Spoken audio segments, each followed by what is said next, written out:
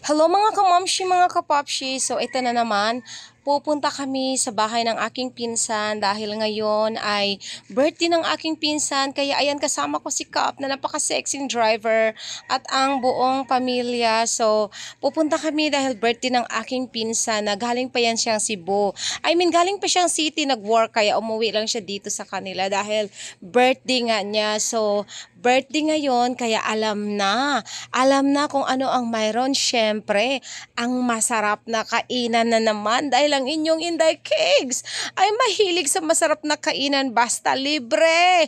Alam nyo naman ako, gustong gusto ko yung libre. Mahilig sa libre. Sana all laging libre.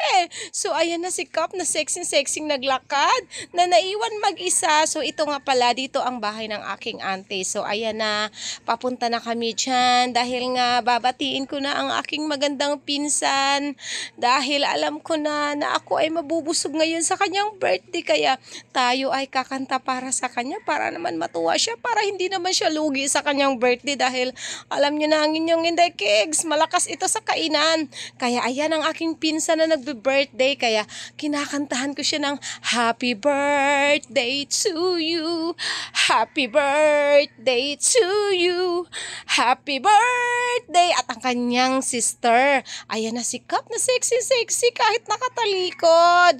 Ayan na, excited na. Gustong-gusto ko nang makita ang pagkain. Alam nyo naman ako at yan ang aking auntie, the mother of the birthday celebrant. Kaya ayan ang masarap na spaghetti, masarap na manok, may cake at saka ano pa ba yon? Salad at ay habang wala pang kainan. So ayan, syempre pamilyang kwentuhan, kwento-kwento muna habang nag-aantay pa ng ilang oras pa bago makakain konti, no? Syempre, alangan naman pagdating mo doon, kain ka kaagad. Syempre, hindi. Andyan muna yung kwento-kwento, pampalipas ng oras. Kasi, bihira lang din kami magkita dahil nasa city nga siya. So, ayan na, konting konting kumustahan. Pero ang totoo yung isip mo, ano kayang oras kakain ito? Alam na, nasa pagkain lang talaga ang isip ng Inday Cakes nyo. Puro pagkain no? Pero pagka-oras naman ang kainan, hindi naman kayang kumain ng marami. Puro lang naman kasi si Inday Cakes yung pag wala pa, takam na takam. Pero kapag nandyan na, wala na, hindi na kayang kumain ng marami.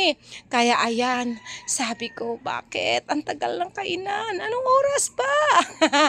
So ayan ang aking magandang pinsan, 'di ba? So ganito lang naman kami palagi kapag may birthday sa pamilya, wala namang malaking handaan, kundi pamilya lang at saka bakit nagtataka kayo, bakit wala yung anak ko dyan? Syempre nasa school sila, kaya kung nakikita nyo, maliliit yung mga kasama namin kasi yung aking mga junakis ay nasa school, kaya kami lang dahil kasi yan, hapon, hindi pwede ang aking mga junakis dahil syempre, mas importante ang pupunta sila sa school dahil yan naman kasi ay hindi siya weekdays kasi yan at kinabukasan kasi kailangan nang umalis ng aking pinsan sa city dahil siya ay nagtatrabaho, o di ba?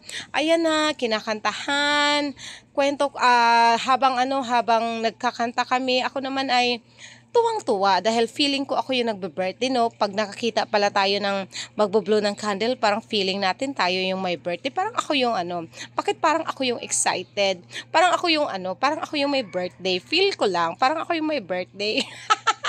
'Di ba? So ayan na ang aking auntie. Ang sarap ng subo, lalo na daw kapag sa harap ng kamera, sexy magsubo. So ito na yung pinakahintay moment ko, ang kainan. 'Di ba? Masarap na kainan. Ewan ko ba guys, no? Bakit parang pag nandito na sa birthdayhan, hindi na ako makakain ng marami. Kasi parang na-excite na lang ako na ang dami mong makitang pagkain, tapos ang daming magkainan. So, kahit nag-i-enjoy ka sa pagkain, pero parang busog ka na kaagad.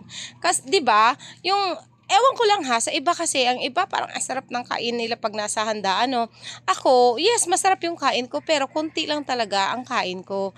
Malaki lang talaga katawan ko.